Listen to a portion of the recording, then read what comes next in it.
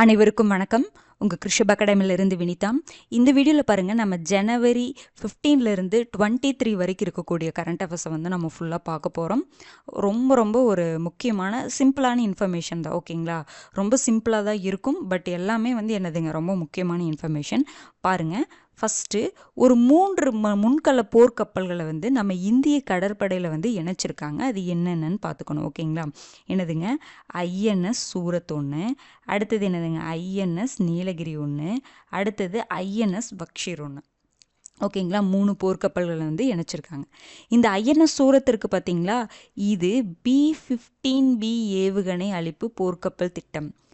அந்த திட்டத்தில் 4 கப்பல்கள் தயாரிக்கிறதா முடிவு பண்ணியிருப்பாங்க. அதில் 4வது போர்க்கப்பல் தான் இது. ஐஎன்எஸ் சூரத் அப்படிங்கிறது B-15B ஏவுகணை அளிப்பு போர்க்கப்பல் திட்டம், 4வது மற்றும் இறுதி கப்பல். புரிஞ்சுதுங்களா? அடுத்தது ஐஎன்எஸ் நீலகிரி அப்படிங்கிறது என்னென்னா B-17A, அந்த போர்க்கப்பல் திட்டத்தில் ஃபஸ்ட்டு கப்பல் இது. எங்கே கட்டப்பட்டிருக்கு, எங்கே தயாரிக்கப்பட்டிருக்கு அப்படின்னு பார்த்தீங்கன்னா, மஸ்கான் கப்பல் கட்டும் நிறுவனம், மும்பையில் இருக்கக்கூடிய மஸ்கான் கப்பல் கட்டும் நிறுவனத்தில் கட்டப்பட்டிருக்கு. இந்த ஐஎன்எஸ் பக்ஷீர் இருக்குது பார்த்தீங்களா, இது ரொம்ப முக்கியமானது. இது என்னன்னு பார்த்தீங்கன்னா B-17B ஸ்கார்பின் திட்டம். இந்த திட்டத்தில் 6வது மற்றும் கடைசி நீர்மூழ்கி கப்பல் இது, ஓகேங்களா? இது எந்த நாட்டுடன் இணைந்து, எந்த நாட்டின் கடற்படையுடன் இணைந்து வடிவமைக்கப்பட்டது அப்படின்னு பார்த்தீங்கன்னா பிரான்ஸ். அதனால் இது ரொம்ப முக்கியமானது. ஆனால் எங்கே கட்டப்பட்டிருக்கும், எங்கே தயாரிக்கப்பட்டிருக்கும் அப்படின்னு பார்த்தீங்கன்னா மஸ்கான் கப்பல் கட்டும் நிறுவனத்தில் தான். புரிஞ்சுதுங்களா? ஐஎன்எஸ் சூரத்து B-15B 4வது போர்க்கப்பல். ஐஎன்எஸ் நீலகிரிங்கிறது B-17A திட்டம், முதல் கப்பல். ஓகே, ஐஎன்எஸ் பக்ஷீர் அப்படிங்கிறது B-75 ஸ்கார்பின் திட்டம். பிரான்ஸ் கடற்படையுடன் இணைந்து வடிவமைக்கப்பட்டிருக்கும், ஓகேங்களா? அடுத்தது பாருங்கள், சமுத்திராயன் திட்டம் ரொம்ப முக்கியமான ஒரு திட்டம். இந்த திட்டத்துடைய நோக்கம் என்ன அப்படின்னா, கடலுக்கு அடியில் 6000 மீட்டர் வரை சென்று ஆய்வு நடத்தக்கூடிய வகையில் அமைக்கப்பட்டதா இந்த திட்டம். இது எத்தனை மீட்டர் அப்படிங்கிறத பார்த்து வச்சுக்கோங்க, ஓகேங்களா? அடுத்தது பார்க்கலாங்களா? பாருங்கள், அடுத்தது இந்திய பெருங்கடல் பற்றி ஒரு நியூஸ் கொடுத்துருக்காங்க. இது என்னன்னு பார்த்தீங்கன்னா, கடந்த 10 ஆண்டுகளில் என்ன பண்ணிகிட்ருக்காங்க அப்படின்னா, இந்திய பெருங்கடலில் மக்கள் வசிக்காத தொலைதூர தீவுகள் இருக்கும் பார்த்தீங்களா, தொலைதூர தீவுகள், இதெல்லாம் கண்காணிக்கப்பட்டு அங்கே பெயரிடப்பட்டு வருகின்றன. அதில் பார்த்திங்கன்னா அங்கே இருக்கக்கூடிய ஆழ்கடல் மலைகளுக்கு யார் யார் பேர் வச்சுட்டு சூட்டப்பட்டிருக்கு அப்படின்னு பார்த்தீங்கன்னா, ராஜராஜ சோழன், அசோகர், ஹர்ஷவர்தனர், சந்திரகுப்தர், இவங்களோட இந்த பேரரசுகளுடைய பேரெலாம் சூட்டப்பட்டிருக்கு அப்படிங்கிறது ஜென்ரலாக தெரிஞ்சு வச்சுக்கோங்க, ஓகேங்களா? அடுத்தது ரொம்ப முக்கியங்க, இராணுவ தினம். இராணுவ தினம் நம்ம எப்போ கொண்டாடிட்டு இருக்கோம்னா ஜனவரி 15. யாரை நினைவு கூறும் வகையில் அப்படின்னு பார்த்தீங்கன்னா, 1949 இந்திய இராணுவத்துடைய முதல் தலைமை தளபதி யாருன்னு பார்த்தீங்கன்னா ஜெனரல் KM கரியப்பா. அவர் பொறுப்பேற்றதை நினைவு கூறும் வகையில் தான் ஜனவரி 15 நம்ம இராணுவ தினமாக என்ன பண்ணிகிட்ருக்கோம், கொண்டாடிட்டுருக்கோம். அப்போ 1949 முக்கியம். இந்திய இராணுவத்துடைய முதல் தலைமை தளபதி யார் அப்படிங்கிறது ரொம்ப முக்கியம், ஓகேங்களா? அடுத்தது பாருங்கள், இது ரொம்ப முக்கியமான ஒரு கொஷினுங்க. பாருங்கள், தமிழ் மொழி மற்றும் பாரம்பரிய மாதமாக ஜனவரி மாதத்தை அறிவிக்கணும் அப்படின்னு சொல்லிட்டு அமெரிக்க நாடாளுமன்றத்தில் தீர்மானம் நிறைவேற்றப்பட்டிருக்கு. எவ்வளோ ஒரு முக்கியமான இன்ஃபர்மேஷன் பார்த்தீங்களா? நம்ம வேறொரு நாட்டில் ஜனவரி மாதத்தை நீங்கள் தமிழ் மொழி மற்றும் பாரம்பரிய மாதமாக அறிவிக்கணும் அப்படின்னு சொல்லிட்டு என்ன பண்ணியிருக்காங்க, தீர்மானத்தை அறிமுகப்படுத்தியிருக்காங்க. அதனால் இது ரொம்ப முக்கியமான இன்ஃபர்மேஷன். அடுத்தது பார்க்கலாங்களா? அடுத்தது காசி தமிழ் சங்கமம் நிகழ்ச்சிங்க. 3 வருஷமாக நடைபெற்றுட்டு வருது, ஓகேங்களா? அதில் இந்த வருஷம் 2025 நடக்க போகுது பாருங்கள். காசி 3ஆம் ஆண்டு காசி தமிழ் சங்கம நிகழ்ச்சி 2024ன்னு இருக்குங்க, 2025ன்னு மாற்றிக்கோங்க, ஓகேங்களா? இது எங்கே நடக்குது அப்படின்னு பார்த்தீங்கன்னா வாரணாசியில் பிப்ரவரி 15 to 24 வரைக்கும் நடக்க போகுது, ஓகேங்களா? இந்த தமிழகம் மற்றும் காசி இடையிலான வரலாற்று ரீதியான தொடர்புகளை கொண்டாடுவதற்காக தான் என்னது வருஷம் இந்த காசி தமிழ்ச்சங்கம் நிகழ்ச்சி நடைபெற்று வருது. எங்கே நடக்குது, எதற்காக நடக்குது அப்படிங்கிறத பார்த்துக்கோங்க. அடுத்தது பாருங்கள், இது ஒரு வைரஸ் சீனாவில் இப்போ பரவிட்டுருக்கு அப்படின்னு சொல்லிட்டு இருக்கு. HMPV இதோடைய எக்ஸ்பேன்ஷன் தான் ரொம்ப முக்கியம், ஓகேங்களா? இதனுடைய எக்ஸ்பேன்ஷனை நல்லா பார்த்து வச்சுக்கோங்க. Human meta pneumo virus, HMPV.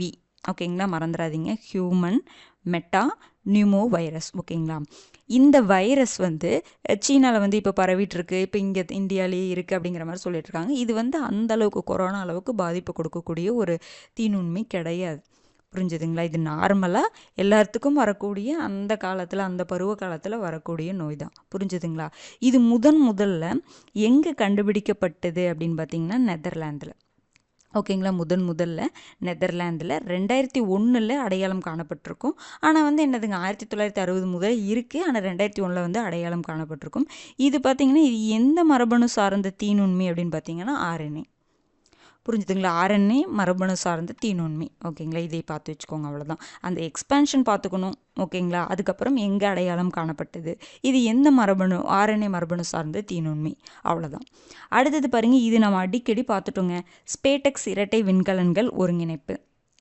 இந்த அதாவது விண்கலன் ஒருங்கிணைப்பு தொழில்நுட்பத்தில், ஓகேங்களா, விண்கலன் ஒருங்கிணைப்பு தொழில்நுட்பத்தில் அமெரிக்கா, சீனா, ரஷ்யாவை தொடர்ந்து விண்கலன் ஒருங்கிணைப்பை முன்னெடுத்த 4வது நாடாக நம்ம சாதனை புரிஞ்சிருக்கோம். இந்தியா சாதனை புரிஞ்சிருக்கோம். ஓகேங்களா, விண்வெளியில் விண்கலன்கள் ஒருங்கிணைப்பு தொழில்நுட்பத்தில் 3 நாடுகள் தான் அதில் சாதனை புரிஞ்சிருந்தாங்க. America, China, Russia. அந்த 3 நாடுகளை தொடர்ந்து 4வது நாடாக நம்ம வந்து அந்த சாதனையை புரிஞ்சிருக்கோம்.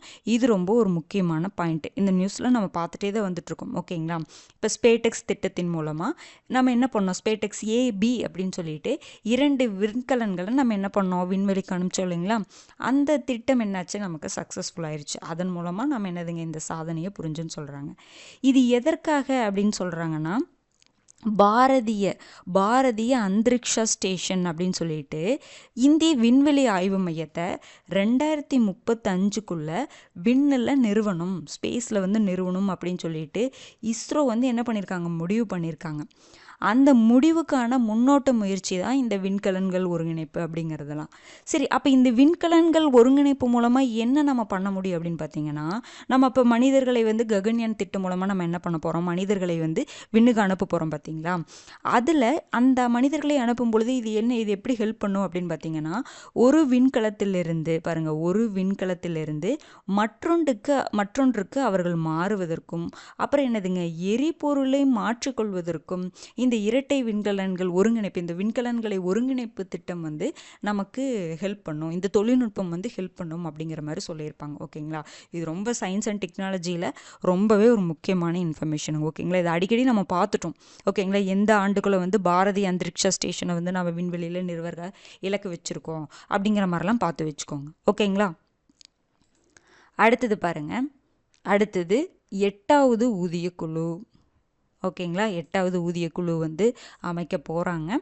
ஆல்ரெடி பார்த்திங்கன்னா 8வது ஊதிய குழு அமைக்க போகிறாங்க. நமக்கு இப்போ நம்ம எதில் இருக்கோம், 7வது ஊதிய குழு தான்.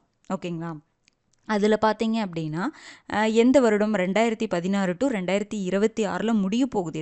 2026 தான் முடிய போகுது. ஆனால் இருந்தாலும் என்ன பண்ணுவாங்க, முன்னாடி ஒரு வருஷத்துக்கு முன்னாடியே அந்த குழுவை இது பண்ணி என்ன பண்ணுவாங்க, எல்லாத்துக்கிட்டையும் வந்து சஜஷன் கேட்பாங்க, எல்லாம் ஆய்வு பண்ணணும். பார்த்தீங்களா, எப்படி வந்து நிதிக்குழு வந்து இப்போ 16வது நிதிக்குழு வந்து இந்த 15வது நிதிக்குழு முடியறதுக்கு முன்னாடி என்ன பண்ணியிருப்பாங்க, 16வது நிதிக்குழு வந்து அமைச்சிருப்பாங்க. அவங்க என்ன பண்ணுறாங்க, ஒவ்வொரு ஸ்டேட்டுக்கு போய் என்ன பண்ணுறாங்க, அவங்களோட சஜஷன் கேட்குறாங்க. அதே மாதிரி தான் இதுவும். ஓகேங்களா, 7வது ஊதியக்குழு வந்து 2016 to 2026. ஓகேங்களா, இப்போ 8வது ஊதியக்குழு வந்து அமைச்சிருக்காங்க. ஓகேங்களா, இப்போ பாருங்கள், இது எதற்காக, மத்திய அரசு ஊழியர்களின் ஊதியத்தை மாற்றி அமைப்பதற்காக. எத்தனை வருஷத்துக்கு ஒரு முறை பண்ணுறாங்க, அது ரொம்ப முக்கியம். 10 வருஷத்துக்கு ஒரு முறை ஊதியக்குழு வந்து மத்திய அரசு வந்து அறிவிக்கிறாங்க. ஓகேங்களா, இப்போ பார்த்தீங்கன்னா இப்போ 1947 முதல் எத்தனை ஊதியக்குழுக்கள் இப்போ வரைக்கும் 7 ஊதியக்குழுக்கள் வந்து இப்போ என்ன பண்ணியிருக்காங்கன்னா நடைமுறையில் இருந்திருக்கு அப்படிங்கிற மாதிரி சொல்கிறாங்க. ஓகேங்களா, அடுத்தது பார்க்கலாங்களா. சதீஷ் தவான் விண்வெளி ஆய்வு மையத்தில்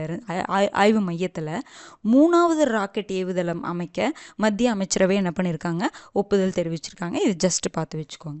ஓகேங்களா, அடுத்த இன்ஃபர்மேஷன் பார்க்கலாங்களா. அடுத்தது ரொம்ப முக்கியமான ஒரு இன்ஃபர்மேஷனுங்க. பாருங்கள், WEF அறிக்கை, வேர்ல்டு எக்கனாமிக் ஃபாரம் சொல்கிறோம் பார்த்தீங்களா, WEF அறிக்கை.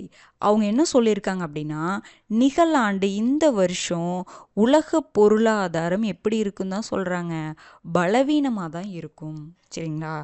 ஆனாலும் என்ன சொல்கிறாங்கன்னா, இந்தியாவுடைய வளர்ச்சி வலுவாக தொடரும் அப்படிங்கிற மாதிரி சொல்கிறாங்க. உலக பொருளாதாரம் பார்க்கும் பொழுது வீக்காக தான் இருக்கும், ஆனால் இந்தியாவுடைய பொருளாதாரம் வலுவாக தொடரும் அப்படிங்கிற மாதிரி WEF அறிக்கையில் சொல்லியிருக்காங்க. இந்த பாயிண்டெல்லாம் நீங்கள் மெயின்ஸுக்கு யூஸ் பண்ணிக்கலாம். ஓகேங்களா? அடுத்து, ஏன்னா இது ஸ்டேட்மெண்ட்டாக கூட குரூப் 4ல் கூட கொஷின்ஸ் கேட்கலாம்.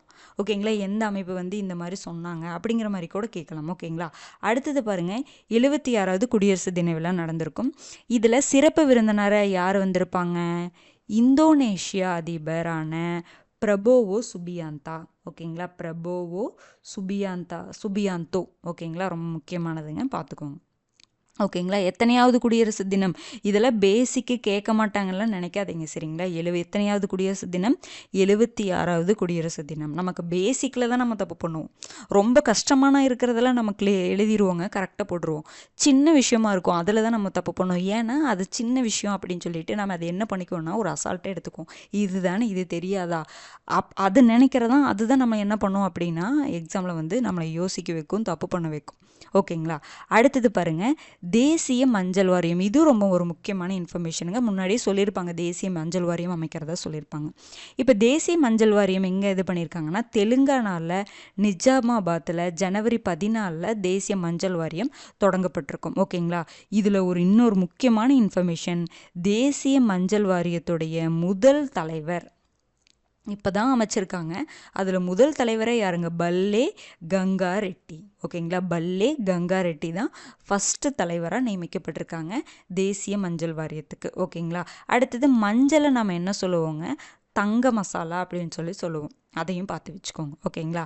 ஏன்னா இது சிம்பிளாக இருக்குது. இதெல்லாம் ஸ்டாட்டிக் ஜிக்கில் வந்துடும். தங்க மசாலா என அழைக்கப்படுவது எது அப்படிங்கிற மாதிரிலாம் கேட்பாங்க. அதையும் பார்த்து வச்சுக்கோங்க. அடுத்தது பாருங்கள், மத்திய பட்ஜெட் 2025 to 26 வந்து போயிட்டுருக்கு. பட்ஜெட் கூட்டத்தொடர் போயிட்டுருக்கு.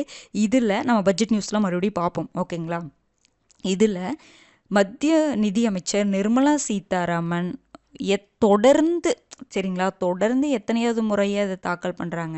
8வது முறையாக இந்த பட்ஜெட்டை வந்து தாக்கல் பண்ணுறாங்க. மத்திய பட்ஜெட்டை தொடர்ந்து 8வது முறையாக, எல்லோரும் கேப் விட்டு பண்ணுவாங்க. தொடர்ந்து 8வது முறையாக நிர்மலா சீதாராமன் வந்து இந்த பட்ஜெட் வந்து தாக்கல் பண்ணுறாங்க. ஓகேங்களா? பார்த்து வச்சுக்கோங்க. அடுத்தது பாருங்கள், ஹெத்தையம்மன் பண்டிகை. இந்த பண்டிகையை யார் கொண்டாடுறாங்கன்னா, படகர் இன மக்கள். ஓகேங்களா? நீலகிரி அந்த சைடில் இருக்கக்கூடிய படகர் இன மக்கள் ஆண்டுதோறும் எப்போ கொண்டாடுவாங்க? ஜனவரி மாதம் தான் இந்த ஹெத்தையம்மன் பண்டிகையை வந்து கொண்டாடுவாங்க. புரிஞ்சுதுங்களா? எந்த இன மக்கள் கொண்டாடுறாங்க, ஆண்டுதோறும் எந்த வருஷம்? ஏன்னா நீங்கள் குரூப் 2லாம் பார்த்தீங்கன்னா பழங்குடியினர்னே டாபிக் இருக்குது. புரிஞ்சுதுங்களா? அந்த கொஷின்ஸ்லாம் கேட்பாங்க. நமக்கு பழங்குடியினர் சம்மந்தமான லெசனே பார்த்தீங்கன்னா எதில் இருக்குன்னா, ஜாகிரஃபி 11th 12th புக்கில் அப்படி தான் கொடுத்துருப்பாங்க. 11th புக்கில் கொடுத்துருப்பாங்க. புரிஞ்சுதுங்களா? இப்போ நியூஸில் வரக்கூடிய, ஏன்னா நீலகிரியில் தான் வந்து பழங்குடியின மக்கள் வந்து நம்ம தமிழ்நாடை பொறுத்த வரைக்கும் அதிகமாக இருக்காங்க. அப்போ அதெல்லாம் நியூஸில் வரும் அப்பப்போ. ஓகேங்களா? அதையெல்லாம் நம்ம கண்டிப்பாக பார்த்து வச்சுக்கணும். ஓகேங்களா? அடுத்தது பார்க்கலாங்களா?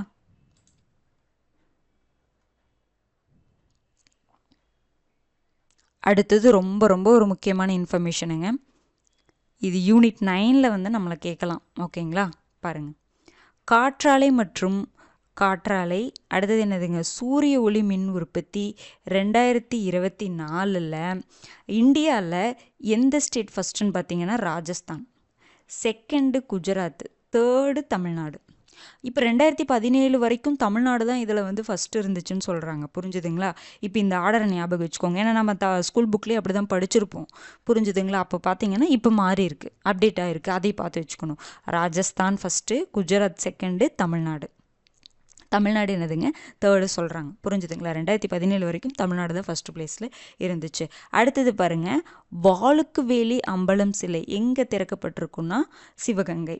இவங்கெல்லாம் சுதந்திர போராட்ட வீரர்கள். சில பேர்த்த பற்றி நம்ம தமிழக விடுதலை போராட்ட வீரர்களில் டாப்பிக்கே இருக்குது. நமக்கு சில பேர் தான் தெரியும், மெயினான சில பேர்த்த தான் தெரியும். நிறைய பேர் போராடி உயிர் தியாகம் பண்ணியிருப்பாங்க. அவங்களெல்லாம் நமக்கு தெரிஞ்சிருக்காது. ஓகேங்களா? அப்போ இப்போ இதில் வந்து ஸ்பெசிஃபிக்காக தமிழ்நாட்டில் விடுதலை போராட்டம் வரும் பொழுது யாரை வேணாலும் கேட்கலாம் அவங்க.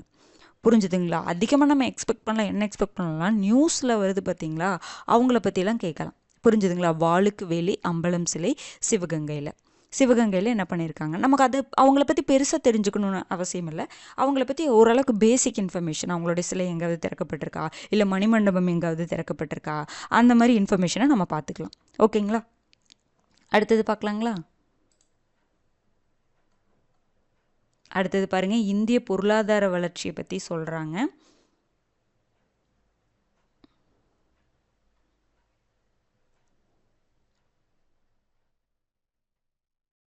இந்திய பொருளாதார வளர்ச்சி நல்லா பார்த்துக்கோங்க. பாருங்க, இந்திய பொருளாதாரம் யாருங்க? உலக வங்கி. புரிஞ்சுதுங்களா? உலக வங்கி வந்து இப்போ நம்ம பார்த்தோம் இல்லைங்களா, வேர்ல்டு எக்கனாமிக் ஃபாரம் வந்து ஒரு அறிக்கையை வெளியிட்டாங்க அப்படிங்கிற மாதிரி. அதே மாதிரி வேர்ல்டு பேங்க் வந்து சொல்கிறாங்க, என்ன சொல்கிறாங்கன்னா, அடுத்த 2 ஆண்டுகளுக்கு இந்தியாவுடைய பொருளாதாரம் எப்படி இருக்குன்னா 6.7% தொடரும் அப்படிங்கிற மாதிரி சொல்லியிருக்காங்க. ஆல்ரெடி நம்ம பார்த்துருப்போம், அதாவது இந்த தேசிய புள்ளியியல் அலுவலகம் வந்து 6.4 அப்படிங்கிற மாதிரி ஒவ்வொருத்தரும் ஒவ்வொரு ஐநா ஒரு மாதிரி சொல்லியிருப்பாங்க. அது எல்லாமே நம்ம கண்டிப்பாக பார்த்து வச்சுக்கணும். ஓகேங்களா? பாருங்க, அப்போ அடுத்த 2 ஆண்டுகளுக்கு இந்தியாவுடைய பொருளாதார வளர்ச்சி 6.7% தொடரும் அப்படின்னு சொல்லிட்டு யார் சொல்கிறா? உலக வங்கி அறிக்கை வெளியிட்டிருக்காங்க. ஓகேங்களா? இன்னொன்று என்ன சொல்கிறாங்கன்னா, நிகழ் நிதியாண்டில் எவ்வளோ இருக்குன்னு சொல்கிறாங்க? 6.5% தான் இருக்கும் அப்படிங்கிறாங்க. அதுக்கு காரணம் என்ன சொல்கிறாங்க? குறைவான முதலீடு, உற்பத்தி துறையில் ஏற்பட்ட சரிவுகள். இப்போ வந்து நமக்கு இந்த இது குறைஞ்சதுக்கு காரணமே என்ன அப்படின்னா, உற்பத்தி துறை. இப்போ ரீசெண்டாக கூட ஜிடிபி க்ரோத் வந்து அந்த அந்த ஜூலை டு செப்டம்பர் காலாண்டில் பார்த்தீங்கன்னா 5.4% அளவுக்கு சரிவாயிருக்கும். அதுக்கு ரீசன் என்னென்னா, உற்பத்தி துறை தான் அதுக்கு ரீசன். அதுக்கு காரணமே உற்பத்தி துறையில் ஏற்பட்ட சரிவு தான். அதனால் இந்த நிகழ் நிதியாண்டில் எவ்வளோ தான் வரும்னு சொல்கிறாங்க? 6.5% தான் வரும். அதுக்கப்புறம் அடுத்த 2 வருஷம் 6.7% அப்படியே தொடரும் அப்படிங்கிற மாதிரி சொல்லியிருப்பாங்க. புரிஞ்சுதுங்களா? ஏன்னா சில டைம் நமக்கு ரீசனும் தெரியணும், எதனால் இது குறைஞ்சது அப்படிங்கிறதும் தெரியணும். ஓகேங்களா? அடுத்தது பார்க்கலாங்களா? பாருங்கள், இது ரொம்ப முக்கியமான இன்ஃபர்மேஷன். மக்கள் தொகை 2023 படி. ஓகேங்களா? சீனா எவ்வளோவா இருக்கும்? 142.57 கோடி. அந்த பாயிண்ட்டுக்கு அப்புறம் இருக்கிற டிஜிட்லாம் ரொம்ப முக்கியம். ஏன்னா நம்ம இந்தியா எவ்வளோ இருக்கும் பாருங்கள், 142.86 கோடி இருக்கும் 2023. இப்போ வந்து 145 கோடி இருக்கும். புரிஞ்சுதுங்களா? இப்போ 145 கோடி. 2023 பார்த்தீங்கன்னா 142.57 கோடி சீனா. இந்தியா வந்து 142.86 கோடி. இதில் என்ன சொல்லியிருப்பாங்கன்னா, மக்கள் தொகையில் இந்தியா தான் முதலிடம் இப்போ அப்படின்னு சொல்லிட்டு ஐநா வந்து தெரிவிச்சிருப்பாங்க. புரிஞ்சுதுங்களா? இது என்ன நியூஸாக கொடுத்துருப்பாங்கன்னா, சீனாவில் வந்து முதியோர்களுடைய எண்ணிக்கை வந்து அதிகமாயிருச்சு. நீங்கள் அந்த பேப்பர் கட்டிங்க படிச்சிருப்பீங்கன்னு நான் நினைக்கிறேன். ஓகேங்களா? முதியோர்களுடைய உழைக்கும் வர்க்கத்தினருடைய அந்த பாப்புலேஷன் வந்து குறைஞ்சிருச்சு, முதியோருடைய எண்ணிக்கை வந்து அதிகமாயிருச்சு அப்படிங்கிற மாதிரிலாம் கொடுத்துருப்பாங்க. இதில் நமக்கு தேவையான ஃபேக்ட் இதுதான். 2023 எவ்வளோ வித்தியாசம்னு பார்த்துக்கோங்க. இப்போ 145 கோடி இருக்கும் நாம. ஓகேங்களா? அடுத்தது பார்க்கலாங்களா? அடுத்தது பார்த்தீங்கன்னா, ஸ்வாமித்வா திட்டம். ரொம்ப ரொம்ப ஒரு முக்கியமான திட்டங்க, பார்க்காம விட்டுறாதீங்க. ஸ்வாமித்வா திட்டம், அதனுடைய எக்ஸ்பேன்ஷன் ரொம்ப முக்கியம். சரிங்களா? ஸ்வாமித்வா திட்டம் எப்போ தொடங்கப்பட்டிருக்குன்னா 2020 வந்து தொடங்கப்பட்டிருக்கும். ஓகேங்களா? இந்த திட்டத்துடைய நோக்கம் என்ன அப்படின்னு பார்த்தீங்கன்னா, கிராமப்புற கணக்கெடுப்பு மற்றும் என்னதுங்க, மேம்படுத்தப்பட்ட தொழில்நுட்பங்கள் மூலம். இதுதான் ரொம்ப முக்கியம். இது என்ன பண்ண போகிறோம்? கிராம பகுதிகளுடைய வரைபடம் தயாரிப்பு திட்டம். இதுக்கு எக்ஸ்பேன்ஷன் பார்த்து வச்சுக்கோங்க. Survey of villages and mapping with improvised technology in village areas. இது ரொம்ப முக்கியம். இந்த எக்ஸ்பென்ஷன், அந்த ஸ்வாமித்வான்னு சொல்கிறோம் பார்த்தீங்களா, அதுக்கு என்ன அர்த்தம் அப்படின்னா, survey of villages and mapping with improvised technology in village areas. அதாவது கிராமப்புறங்களில், ஓகேங்களா, அந்த கிராமப்புற கணக்கெடுப்பு, அதாவது மேம்படுத்தப்பட்ட தொழில்நுட்பங்கள் மூலம் கிராம பகுதிகளுடைய வரைபடம் தயாரிப்பதற்கான திட்டம் தான் இது. ஓகேங்களா? பாருங்கள், கிராமப்புற மக்கள் தங்களின் குடியிருப்பு சொத்துக்களை என்னதுங்க, ஆவணப்படுத்தும் உரிமையை வழங்குவதோடு சொத்துக்களை பொருளாதார ரீதியில் பயன்படுத்த உதவும் நோக்கில். இது ரொம்ப முக்கியம். யாரு தான் இது கொண்டு வந்திருப்பாங்க? மத்திய பஞ்சாயத் ராஜ் அமைச்சகம். கிராமப்புறம்னாவே யார் வருவாங்க? லோக்கல் கவர்மெண்ட் தான். மத்திய பஞ்சாயத் ராஜ் அமைச்சகம் தான் இதை வந்து என்ன பண்ணியிருப்பாங்கன்னா தொடங்கியிருப்பாங்க 2020. ஓகேங்களா? அதாவது அந்த கிராம பகுதிகளுடைய வரைபடம் தயாரிக்கப்பட்டுச்சு அப்படின்னா யார் யாருக்கு என்ன சொத்து இருக்குது அப்படின்னு சொல்லிட்டு அவங்களுக்கு அந்த சொத்துக்களை ஆவணப்படுத்தி கொடுத்துடலாம். ஓகேங்களா? அப்போ என்னங்கன்னா இது எங்களுக்கு இல்லை. அதாவது எப்படின்னா ஒரு கரெக்டான நம்மக்கிட்ட டாக்குமெண்ட் இல்லை அப்படின்னா அது நம்மளோடதாக இருந்தாலும் அது உரிமை கொண்டாட முடியாது. பார்த்தீங்களா? அந்த மாதிரி கிராம பகுதியில் இன்னும் நிறைய இடங்கள் இருக்குது. ஆவணப்படுத்தப்படாதனால அவங்களுக்கு உரிமையில் இருக்கக்கூடிய நிலம் அவங்களுக்கு கிடைக்காம இருக்குது. அவங்க பயன்படுத்த முடியாத மாதிரியே இருக்குது. அப்போ அந்த இதில் பார்க்கும் பொழுது இந்த திட்டம் ரொம்ப முக்கியமானது. 2020 என்ன பண்ணியிருப்பாங்கன்னா கொண்டு வந்திருப்பாங்க. ஓகேங்களா? இப்போ கிராமங்களில் உள்ள நிலங்கள் எதன் மூலமாக கணக்கீடு பண்ணுறாங்கன்னா ட்ரோன் மூலமாக கணக்கீடு. உரிமையாளர்களுக்கு என்ன கொடுப்பாங்கன்னா சட்டப்பூர்வ சொத்து அட்டைகள் இதன் மூலமாக கொடுத்துருப்பாங்க.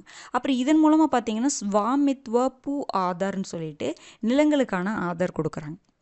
புரிஞ்சுதுங்களா? இது ரொம்ப முக்கியமானதுங்க, பார்த்து வச்சுக்கோங்க. இந்த எக்ஸ்பேன்ஷன் ரொம்ப ரொம்ப முக்கியம். Survey of villages and mapping with improvised technology in village areas, அதை பார்த்துக்கோங்க.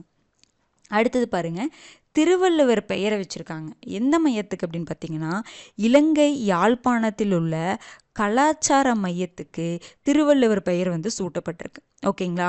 இது பார்த்தீங்கன்னா இந்த யாழ்ப்பாணத்தில் இருக்கக்கூடிய இந்த கலாச்சார மையம் இந்தியாவுடைய நிதி உதவியில் தான் அதிநவீன வசதிகளுடன் கட்டப்பட்டது அப்படிங்கிற மாதிரி சொல்கிறாங்க. பார்த்துக்கோங்க. ஓகேங்களா? அடுத்தது பார்க்கலாங்களா? பாருங்க, அடுத்தது பிரிக்ஸ் கூட்டமைப்பை பற்றி சொல்லியிருப்பாங்க. பிரிக்ஸ் கூட்டமைப்பு அப்படிங்கிறது இப்போ என்னென்னா ரீசண்டாக ஒரு நாடு வந்து ஆட் ஆகிருக்கும். ஓகேங்களா?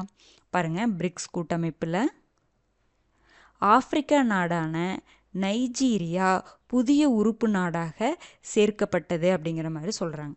புரிஞ்சுதுங்களா? இப்போ பார்த்தீங்கன்னா பிரிக்ஸ் எப்போ வந்து தொடங்கப்பட்டிருக்கோம் அப்படின்னா பிரேசில், ரஷ்யா, இந்தியா, சீனா இந்த நாடுகள்லாம் 2009 பிரிக்ஸ் அப்படிங்கிற கூட்டமைப்பு ஆரம்பிக்கிறாங்க. அப்போ எஸ் இருக்காது, பிரிக் அப்படின்னு தான். ஓகேங்களா? எஸ்ங்கிறது என்னதுங்க? South Africa. சவுத் ஆஃப்ரிக்கா தான் என்ன பண்ணியிருப்பாங்க 2010 ஜாயின் பண்ணதுக்கப்புறம் தான் பிரிக்ஸ் அப்படின்னு சொல்லிகிட்டே வந்திருக்கும். புரிஞ்சுதுங்களா? பிரேசில், ரஷ்யா, இந்தியா, சீனா வந்து 2009 என்ன பண்ணியிருப்பாங்க பிரிக் அப்படிங்கிற கூட்டமைப்பை ஸ்டார்ட் பண்ணியிருப்பாங்க. அதில் சவுத் ஆஃப்ரிக்கா பார்த்திங்கன்னா 2010 இணைஞ்சிருப்பாங்க. லாஸ்ட் இயர் பார்த்திங்கன்னா ஈரான், எகிப்து, எத்தியோப்பியா, ஐக்கிய அரபு அமீரகம் இவங்க 4 கண்ட்ரியும் என்ன பண்ணியிருப்பாங்க இணைஞ்சிருப்பாங்க. சவுதி அரேபியாவுக்கு இணைவதற்கான அழைப்பு விடுக்கப்பட்டிருக்கும், அவங்க இன்னும் இணையலை. ஆனால் நியூஸ்லாம் பார்த்தீங்கன்னா இந்த 5 நாடுகள் இணைஞ்சிருக்காங்க அப்படிங்கிற மாதிரி தான் கொடுத்துருக்காங்க. நான் ஜஸ்ட் தெரிஞ்சு வச்சுக்கோங்க. இப்போ நைஜீரியா வந்து புதிய உறுப்பு நாடாக சேர்க்கப்பட்டுள்ளது. 2009 எந்தெந்த நாடுகள் ஆரம்பித்தாங்க, 2010 எந்த நாடு இணைஞ்சது, லாஸ்ட் வருஷம் எந்தெந்த நாடுகள் வந்து இணைக்கப்பட்டது, ஈரான், எகிப்து, எத்தியோப்பியா, ஐக்கிய அரபு அமீரகம். ஏன்னா சவுதி அரேபியாவுக்கு அழைப்பு விடுத்திருக்காங்க, அவங்களும் இணைஞ்சிருவாங்க. அப்படி இணைஞ்சிட்டாங்கன்னா நமக்கு என்னதுங்க 11 நாடுகள் வந்து இந்த பிரிக்ஸ் கூட்டமைப்பில் இருக்கிற மாதிரி ஆயிரும். ஓகேங்களா? அடுத்தது பாருங்கள், சந்திர ஆரியா. இவங்க யாருன்னு பார்த்தீங்கன்னா இந்திய வம்சாவளியை சேர்ந்த ஒருத்தர் தான் கன்னட பிரதமர் பதவிக்கு என்ன பண்ணுறாரு போட்டி போட்டிருக்காரு. புரிஞ்சுதுங்களா? அதனால் பார்த்துக்கோங்க, பேர் நல்லா ஞாபகம் வச்சுக்கோங்க. சந்திர ஆரியா அப்படிங்கிறது இந்திய வம்சாவளி, அதனால் இவரை கேட்குறக்கு வாய்ப்பு இருக்குது. ஓகேங்களா? அடுத்தது பார்க்கலாங்களா? போர் வீரர்கள் நடுகள், இதெல்லாம் வந்து யூனிட் 8 நமக்கு கேட்குறக்கு வாய்ப்பு இருக்குது. ஓகேங்களா? யூனிட் 8 யூனிட் 9 பொறுத்த வரைக்கும் கரண்ட் அஃபேர்ஸ் நம்ம எக்ஸ்பெக்ட் பண்ணலாம். ஓகேங்களா? பாருங்கள், போர் வீரர்கள் நடுகள் எங்கே கிடைக்கப்பட்டிருக்கு அப்படின்னு பார்த்தீங்கன்னா நாட்டரம்பள்ளி அது எங்கே இருக்குங்க? அது ரொம்ப முக்கியம். நாட்டரம்பள்ளி சில டைம் பார்த்தீங்கன்னா இந்த பிளேஸை கொடுத்துட்டு அது எந்த டிஸ்ட்ரிக்ட்னு கேட்பாங்க. எதுக்காக அந்த பிளேஸை கேட்குறாங்கன்னே நமக்கு தெரியாது. புரிஞ்சுதுங்களா? பாருங்கள், நாட்டரம்பள்ளி அப்படிங்கிறது திருப்பத்தூர் மாவட்டத்தில் இருக்குது. அங்கே 600 ஆண்டுகள் பழமையான போர் வீரர்கள் நடுகள் வந்து கிடைச்சிச்சு. நடுகள் வந்து எதுக்குங்க? போர் வீரர்கள் வந்து போராடி இறந்துட்டாங்க அப்படின்னா அவங்களை வணங்கும் விதமாக என்ன பண்ணுவாங்கன்னா அவங்களுக்காக நடுகள் நடுவாங்க. அதுதான் இது. ஓகேங்களா? அங்கே எந்த நூற்றாண்டுன்னு சொல்கிறாங்க? 15ஆம் நூற்றாண்டை சேர்ந்த நடுகள் கிடைக்கப்பட்டிருக்கு அப்படிங்கிற மாதிரி சொல்கிறாங்க. 600 ஆண்டுகள் பழமையான போர் வீரர் நடுகள் எங்கே கிடைக்கப்பட்டது? எங்கேங்க? திருப்பத்தூர் மாவட்டத்தில் இருக்கக்கூடிய நாட்டரம்பள்ளியில். அதை ஞாபகம் வச்சுக்கோங்க. அடுத்தது பாருங்கள், இது வந்து ரொம்ப முக்கியமானது. ஏன் அப்படின்னா, இதுக்கு முன்னாடி பாருங்கள், சிஆர்பிஎஃப் அப்படின்னு சொல்லக்கூடிய மத்திய ரிசர்வ் காவல் படையுடைய தலைமை இயக்குனராக இப்போ யார் நியமிக்கப்பட்டிருக்காங்கன்னா, ஞானேந்திர பிரதாப் சிங். இதுக்கு முன்னாடியே நம்ம பார்த்துருக்கோம். வித்துல் குமார் அப்படி ஒரு மாதத்துக்கு முன்னாடி தான், சரிங்களா, போன ஒரு 2 வாரத்துக்கு முன்னாடி கரண்ட் அஃபேர்ஸில் பார்த்துருப்போம். வித்துல் குமார் அப்படிங்கிறவர் தான் சிஆர்பிஎஃப் தலைமை இயக்குனராக நியமிக்கப்பட்டிருப்பாங்க. ஆனால் அவர் யாருன்னா பொறுப்பு தலைமை இயக்குனராக தான் நியமிக்கப்பட்டிருப்பாங்க. ஓகேங்களா, இப்போ ரீசெண்டாக வந்த நியூஸில் அதை தெளிவாக கொடுத்துருப்பாங்க. அவங்க பொறுப்பு தலைமை இயக்குனராக நியமிக்கப்பட்டிருப்பாங்க. அதுக்கப்புறம் இப்போ மத்திய ரிசர்வ் காவல் படையுடைய தலைமை இயக்குனர் யாருன்னு பார்த்தீங்கன்னா, ஞானேந்திர பிரதாப் சிங். நோட் பண்ணி வச்சுக்கோங்க, புரிஞ்சுதுங்களா? வித்துல் குமார் ஆப்ஷனில் கண்டிப்பாக இருக்கும், சரிங்களா, தப்பாக போட்டுறாதீங்க. ஞானேந்திர பிரதாப் சிங் தான் மத்திய ரிசர்வ் காவல் படையுடைய தலைமை இயக்குனர். அடுத்து பாருங்க, பத்மபூஷன் உஸ்தாத் குலாம் முஸ்தஃபா கான் விருது யாருக்கு கொடுத்துருக்காங்கன்னா, நடிகை ஹேமமாலினிக்கு கொடுத்துருக்காங்க. இவங்க யாருன்னு பார்த்தீங்கன்னா, பழம்பெரும் இசைக்கலைஞர். யாருன்னா இந்த உஸ்தாத் குலாம் முஸ்தஃபா கான் இருக்காங்க பார்த்தீங்களா, அவங்க பழம்பெரும் இசைக்கலைஞர். அவங்களுடைய பெயரில் பத்மபூஷன் விருது யாருக்கு கொடுத்துருக்காங்கன்னா, நடிகை ஹேமமாலினிக்கு கொடுத்துருக்காங்க. ஓகேங்களா, விருதெல்லாம் கொஷின்ஸ்லாம் இல்லை அப்படின்னு சொல்லிட்டு பார்க்காம விட்டுறாதீங்க. ஓகேங்களா, அடுத்து பாருங்கள், ஜனவரி 25. ஜனவரி 25 என்ன தினமாக கொண்டாடப்படுதுன்னு பார்த்தீங்கன்னா, தேசிய வாக்காளர் தினம்.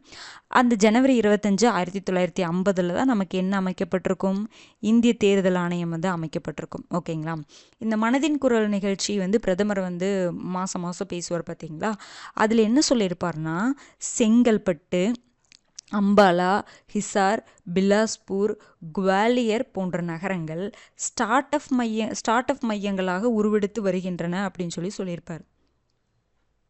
ஓகேங்களா, இதில் இது எல்லா இதையும் பார்க்கணுமானா நீங்கள் பார்த்துக்கணும். செங்கல்பட்டை பற்றி அவர் சொல்லியிருக்கார். அப்போ செங்கல்பட்டு இப்போ ஸ்டார்ட் அப் மையமாக உருவாயிட்டு வர்றதா பிரதமர் பாராட்டியிருப்பார். மற்ற பிளேசஸ் ஜஸ்ட்டு ரீட் பண்ணிவிட்டு எந்த பிளேஸ் அவர் மென்ஷன் பண்ணாரோ அதை நீங்கள் பார்த்து வச்சுக்கணும். ஓகேங்களா, மனதின் குரல் நிகழ்ச்சியில் பேசியிருப்பாங்க தேர்தல் ஆணையத்தை பற்றி. ஏன்னா ஒரே நாடு ஒரே தேர்தல் திட்டம்லாம் கொண்டு வர போகிறாங்க பார்த்தீங்களா, அதனால் அதை பற்றி பேசியிருப்பாங்க. அப்படி சொல்லும் பொழுது இந்த ஜனவரி 25 வாக்காளர் தினத்தை பற்றி சொல்லியிருப்பாங்க. அதுக்கப்புறம் ஸ்டார்ட் அப் மையங்களாக இந்த பகுதியில் உருவாயிட்டு வருது அப்படின்னு சொல்லிட்டு பிரதமர் பாராட்டியிருப்பாங்க. புரிஞ்சுதுங்களா? ரொம்ப முக்கியமானதுங்க, பார்த்துக்கோங்க. அடுத்தது பார்க்கலாங்களா? இது நமக்கு தெரியும், டொனால்ட் ட்ரம்ப்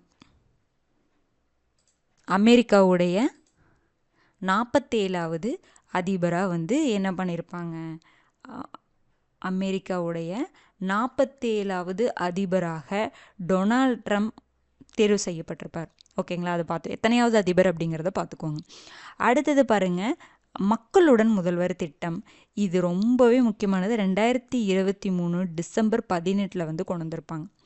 ஓகேங்களா, இப்போ கரண்ட்டில் திட்டம் இல்லைனாலும் இந்த திட்டத்தை அவங்க தமிழக அரசு கொண்டு வந்த திட்டங்களை பற்றி அடிக்கடி யாராவது ஒரு மினிஸ்டர் பேசலாம். ஓகேங்களா, அந்த திட்டத்தில் இப்போ என்ன லெவலில் இருக்குது அப்படின்னு சொல்லிட்டு பாராட்டி பேசியிருப்பாங்க. இல்லைன்னா இன்னொரு ஸ்டேட் பேசியிருப்பாங்க. இல்லைன்னா சர்வதேச அமைப்புகள் என்ன பண்ணலாம் அப்படின்னா நம்மளுடைய திட்டத்தை பாராட்டி பேசியிருக்கலாம்.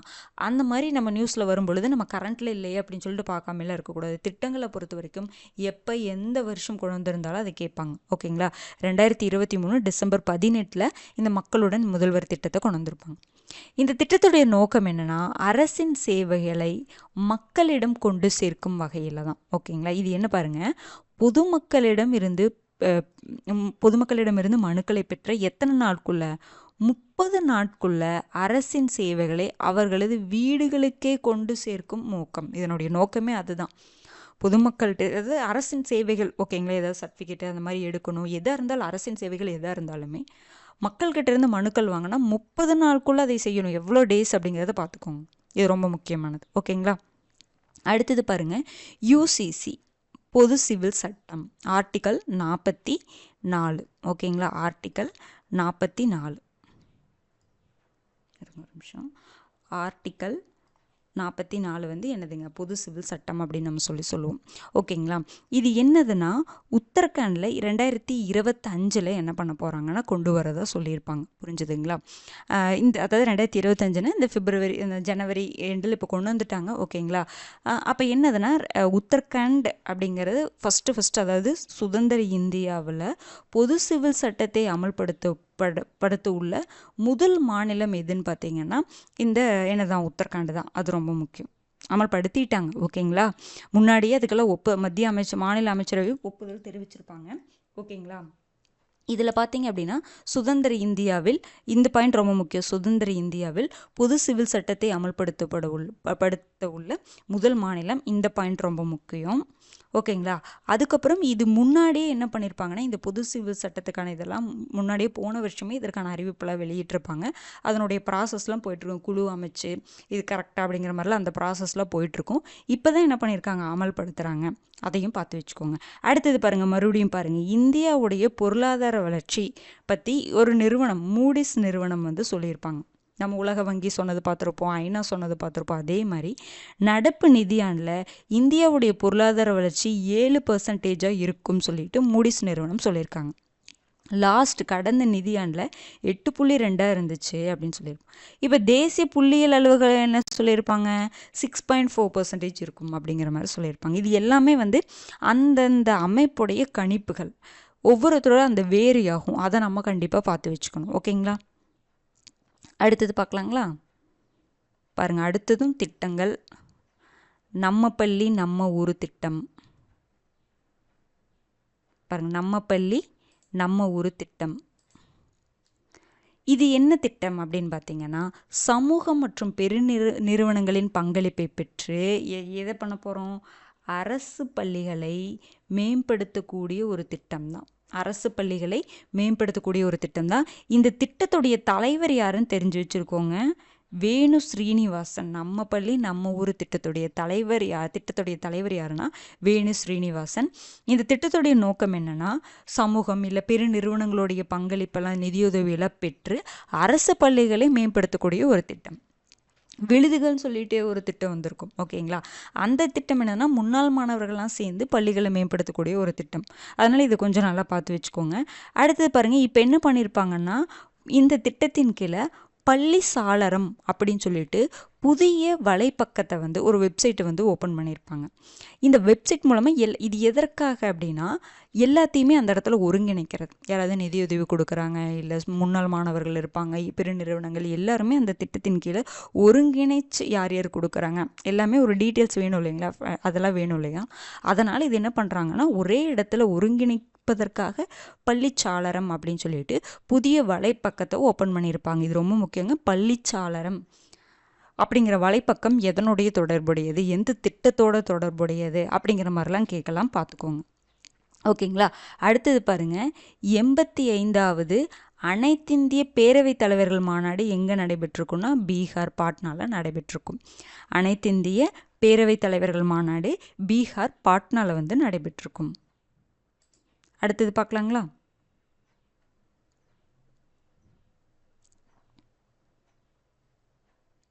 பாருங்க, அது ஒரு திட்டம் தான், முன்னாடியே கொண்டு வரப்பட்ட திட்டம். தேசிய குழந்தைகள் நலத்திட்டம் எப்போ மத்திய அரசு கொண்டு வந்திருப்பாங்கன்னா, 2013 கொண்டு வந்திருப்பாங்க. புரிஞ்சுதுங்களா? மத்திய அரசு, சென்ட்ரல் கவர்மெண்ட் தான் இந்த 2013 கொண்டு வந்திருப்பாங்க. இந்த திட்டத்துடைய நோக்கம் என்னன்னா, பிறந்த குழந்தையிலிருந்து 18 வயது வரையுள்ள அனைவருக்கும் 30 வகையான பாதிப்புகள் உள்ளனவா என்பதை தொடக்கத்திலேயே கண்டறியக்கூடிய மருத்துவ பரிசோதனை திட்டம் தான் இந்த திட்டம். ஓகேங்களா? எத்தனை நோய்கள்னு பார்த்துக்கோங்க. 30 வகையான பாதிப்புகள் இருக்கா அப்படின்னு சொல்லிட்டு தொடக்கத்திலேயே கண்டறியக்கூடிய திட்டம் தான், மருத்துவ பரிசோதனை திட்டம் தான் இந்த தேசிய குழந்தைகள் நலத்திட்டம். 2013 கொண்டு வந்திருப்பாங்க. அடுத்தது பாருங்க, ஜனவரி 15 வீர வணக்க நாள். ஜனவரி 15 பார்த்தீங்க அப்படின்னா இராணுவ தினம். ஜனவரி 25 பார்த்தீங்க அப்படின்னா வீர வணக்க நாள். ஓகேங்களா? இது எதற்காகனா, வீர வணக்க நாள் யாருக்காகனா, மொழிக்காக உயிரை தியாகம் செய்தவர்களின் நினைவாக கொண்டு வரப்பட்டது தான், அதாவது கொண்டாடப்படுவது தான் இந்த வீர வணக்க நாள் அப்படின்னு சொல்லிட்டு. இப்போ மொழிப்போர் தியாகிகள் யார் யாருன்னா, தாளமுத்து, நடராஜன். அப்போ பெண்களில் தர்மாம்பாள், இவங்கெல்லாம். ஓகேங்களா? இவங்களுக்கெல்லாம் மரியாதை செஞ்சுருப்பாங்க. இப்போது அதுக்காக இந்த நியூஸ் கொடுத்துருப்பாங்க. அப்போ தாளமுத்து, நடராஜன் அவங்களாம் பார்த்திங்கன்னா இந்தி எதிர்ப்பு போராட்டத்தில் ஈடுபட்டு என்ன இருப்பாங்க, கைது செய்யப்பட்டு சிறையிலேயே வந்து மரணம் அடைஞ்சிருப்பாங்க. தாளமுத்து, நடராஜன் அப்படிங்கிறவங்க. புரிஞ்சுதுங்களா? அவங்க, அப்புறம் தர்மாம்பாள், இவங்கெல்லாம் வந்து இந்த மொழிக்காக என்ன பண்ணியிருப்பாங்க, போராட்டம் அடைஞ்சு அதனால் அதாவது போராடி ஓகேங்களா, போராடி அதனால் பாதிக்கப்பட்டிருப்பாங்க. அதாவது தாளமுத்து நடராஜன்லாம் வந்து இறந்துருப்பாங்க. புரிஞ்சுதுங்களா, சிறையிலே வந்து இறந்துருப்பாங்க. அவங்கள போற்றுவதற்காக, மொழிக்காக உயிரை தியாகம் செய்தவர்களின் நினைவாக தான் இந்த வீர வணக்க நாள் வந்து கொண்டாடப்படுது. எதற்காக அப்படிங்கிறத பாருங்க. ஓகேங்களா, அடுத்தது பாருங்க, ரொம்ப ரொம்ப முக்கியமானதுங்க. இனி அடுத்த வாரத்தில் நம்ம ரொம்ப முக்கியமான நியூஸ் பார்ப்போம். இது ரிலேட்டடானதான். இரும்பின் தொன்மை அப்படின்னு சொல்லிட்டு நூலை வந்து வெளியிட்டிருப்பாங்க. ஓகேங்களா, முதல்வர் வந்து வெளியிட போகிறாரு. ஓகேங்களா, அடுத்த வாரத்தில் நம்ம இதை பற்றி டீட்டெயிலாக பார்ப்போம். இந்திய துணைக்கண்ட வரலாற்றின் கண்ணோட்டத்தை மாற்றி அமைக்கக்கூடிய இரும்பின் தொன்மை அப்படிங்கிற நூலை வந்து முதல்வர் வந்து வெளியிட போகிறார். இரும்பு காலமே வந்து நம்ம இதில் தான் ஃபஸ்ட்டு தொடங்குச்சு அப்படிங்கிற மாதிரிலாம் அறிவிப்பில் வெளியாக இருக்கும், பார்த்துருப்பீங்க. அதை அடுத்த வாரம் நம்ம டீட்டெயிலாக பார்க்கலாம். ஓகேங்களா, பாருங்கள், இந்திய துணைக்கண்ட வரலாற்றின் கண்ணோட்டத்தை மாற்றி அமைக்கக்கூடிய இரும்பின் தொன்மை அப்படிங்கிற நூலை வந்து முதல்வர் வந்து வெளியிட்டிருக்காரு. இதில் வந்து நிறைய சொல்லியிருப்பாங்க. ஓகேங்களா, இரும்பு அவங்க அதாவது கிடைச்ச இவ்வளோ நாள் வந்து இவ்வளோ அகலாய்வு பண்ணாங்கல்ல, அந்த அகலாய்வில் நமக்கு நிறைய இரும்பு பொருட்களானது நிறையவே கிடைச்சிருக்கு. அதன் மூலமாக வந்து இரும்பு காலமே நம்ம தமிழ்நாட்டில் தான் தொடங்கியிருக்கு அப்படிங்கிற மாதிரி சொல்லியிருப்பாங்க. ஓகேங்களா, அதுக்கு வந்து இந்த நூலில் ஆதாரங்கள் இருக்குது. புரிஞ்சுதுங்களா. அதுக்கப்புறம் என்ன பண்ணியிருக்காங்கன்னா, கீழடி திறந்தவெளி அருங்காட்சியகத்தையும் கங்கை கொண்ட சோழபுரம் அருங்காட்சியகத்தையும் ஆகியவற்றுக்கு என்ன பண்ணியிருப்பாங்க, அடிக்கல் நாட்டியிருப்பாங்க. அப்புறம் கீழடி இணையதளம் அப்படின்னு சொல்லிட்டு ஒரு இணையதளத்தை என்ன பண்ணியிருப்பாங்க, ஸ்டார்ட் பண்ணியிருப்பாங்க. ஓகேங்களா, இந்த நியூஸ் இரும்பின் தொன்மை அப்படிங்கிற நூல், அந்த பேரை பார்த்து வச்சுக்கோங்க. ஓகேங்களா, அடுத்தது பார்க்கலாங்களா. ஒரு ரெண்டு நியூஸ் தான் பாருங்க. பெண் குழந்தைகள் காப்போம், பெண் குழந்தைகளுக்கு கல்வி அளிப்போம், பேட்டி பச்சாவோ பேட்டி பத்தாவோ அப்படின்னு சொல்லிட்டு இந்த திட்டத்தை யார் கொண்டு வந்திருப்பா, பிரதமர் மோடி 2015 ஜனவரி 22 கொண்டு வந்திருப்பாங்க. ஓகேங்களா, இது ரொம்ப முக்கியமான ஒரு திட்டங்க. 2015 ஜனவரி 22 பெண் குழந்தைகளை காப்போம், பெண் குழந்தைகளுக்கு கல்வி அளிப்போம் திட்டத்தை வந்து கொண்டு வந்திருப்பாங்க. ஓகேங்களா, அதுக்கப்புறம் பாருங்கள், உலக பொருளாதார கூட்டம் எங்கே நடந்திருக்கும், சுவிட்சர்லாந்தில் டாவோஸ் நகரில் நடந்திருக்கும். இதுவும் முக்கியம்தான். உலக பொருளாதார கூட்டமைப்பு கூட்டம் சுவிட்சர்லாந்தில் டாவோஸ் நகரில் நடைபெற்றிருக்கும். ஓகேங்களா, அவ்வளோதான். ரொம்ப ரொம்ப எல்லாமே பார்த்திங்கன்னா இம்பார்ட்டண்ட் இன்ஃபர்மேஷன்ஸ் தான் நம்ம எல்லாமே பார்த்துருக்கோம். புரிஞ்சுதுங்களா. டெய்லியும் வந்து நம்ம வந்து டெலிகிராம் சேனலில் கரண்ட் அஃபேர்ஸ்க்குன்னு செப்பரேட்டாக டெலிகிராம் சேனல் இருக்குங்க. அதில் ஜாயின் பண்ணாதவங்க கீழே வந்து லிங்க்கில் வந்து டிஸ்கிரிப்ஷனில் வந்து லிங்க் கொடுக்குறோம், அதை கிளிக் பண்ணி ஜாயின் பண்ணிக்கோங்க. ஓகேங்களா, ரெகுலராக வரக்கூடிய அந்த பேப்பர் கட்டிங்ஸில் போடக்கூடிய இன்ஃபர்மேஷன்லாம் படிச்சுக்கிட்டீங்க, ஒரு ஜஸ்ட் ரீட் பண்ணிட்டீங்கன்னா இப்போ வீடியோவில் போடும்பொழுது அது உங்களுக்கு புரிகிற மாதிரி இருக்கும், இல்லைன்னா ஏதோ வேறு ஏதோ சொல்கிற மாதிரி இருக்கும். டெய்லி வந்து சும்மா வாசிச்சுக்கோங்க, ஜஸ்ட் வந்து ரீட் பண்ணிக்கோங்க, என்னென்னலாம் நம்மளை சுற்றி நடக்குது அப்படிங்கிறத கண்டிப்பாக நம்ம தெரிஞ்சுக்கணும். புரிஞ்சுதுங்களா. ரெகுலராக அப்படியே பார்த்துட்டே வாங்க. குரூப் 4 படிக்கிறவங்க இந்த வீடியோஸ் வாரம் போடக்கூடிய வீடியோவை நல்லா தெளிவாக பார்த்துட்டிங்கன்னா இதை வச்சு உங்களால் என்ன பண்ண முடியும் அப்படின்னா, ஈஸியாக என்ன பண்ணலாம் அப்படின்னா, கரண்ட் அஃபேர்ஸில் கேட்கக்கூடிய கொஷினுக்கு ஆன்சர் பண்ணலாம். இதற்கான பிடிஎஃப் வந்து நம்ம அந்த கரண்ட் அஃபேர்ஸ் டெலிகிராம் சேனல்லையே வந்து இந்த வீடியோ அப்லோட் பண்ணதுக்கு கீழேயே இதற்கான பிடிஎஃப் கொடுப்போம். ஓகேங்களா, நீங்கள் அதை பார்த்து நோட் பண்ணி வச்சுக்கோங்க, நீங்கள் கைப்பட எழுதி வச்சுக்கோங்க. ஓகேங்களா, அடுத்த வீடியோவில் சந்திக்கலாம். நன்றி.